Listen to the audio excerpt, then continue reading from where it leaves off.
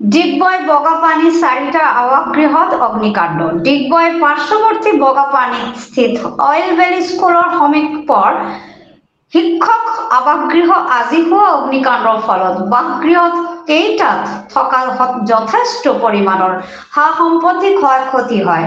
বৈদ্যুতিক বিজুতিৰ ফলতে অগ্নিৰ সূত্ৰপাত হোৱা বুলি সন্দেহ প্ৰকাশ কৰে। অইল ভেলী স্কুলৰ শিক্ষক শিক্ষয়িত্ৰী নিবাসত হোৱা অগ্নিকাণ্ডৰ খবৰ লাভ কৰি টিংৰাই ক্ৰীড়া প্ৰকল্পৰ লগতে থকা অগ্নিবাৰ্পক বাহিনীৰ কাৰ্যালয়ৰ পৰা অগ্নিবাৰ্পক বাহিনীৰ গাড়ী ঘটনাস্থলীত উপস্থিত হৈ অগ্নিবাৰ্পণ কৰিবলৈ সক্ষম হয়। অৱশ্যে অগ্নিকাণ্ডৰ সময়ছোৱাত কোনো লোক হতাহত হোৱা নাই।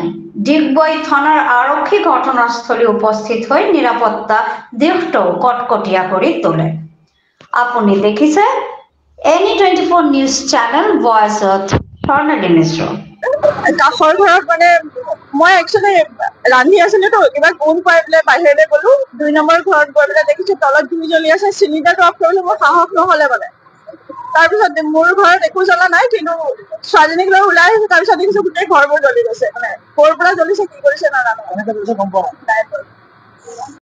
গোন্ধ পাইছিলো তো মই মাক কলো কিবা পুৰা মই গোন্ধ এটা পাইছো বুলি কলো। মায়ে গৈ চাবলৈ গ'ল, কৈছে মাজৰ ঘৰত গোটেই কিচেনৰ তলত জ্বলি আছে। তাৰপৰা মায়ে মোক ভিতৰলৈ গৈ মোক মাতিলে, টানি আনিছে যে কিবা জ্বলিছে বুলি কৈ আহিলো। মই ইয়াৰ পৰা দেখিছো গোটেই টিনবোৰ জ্বলি গৈছে।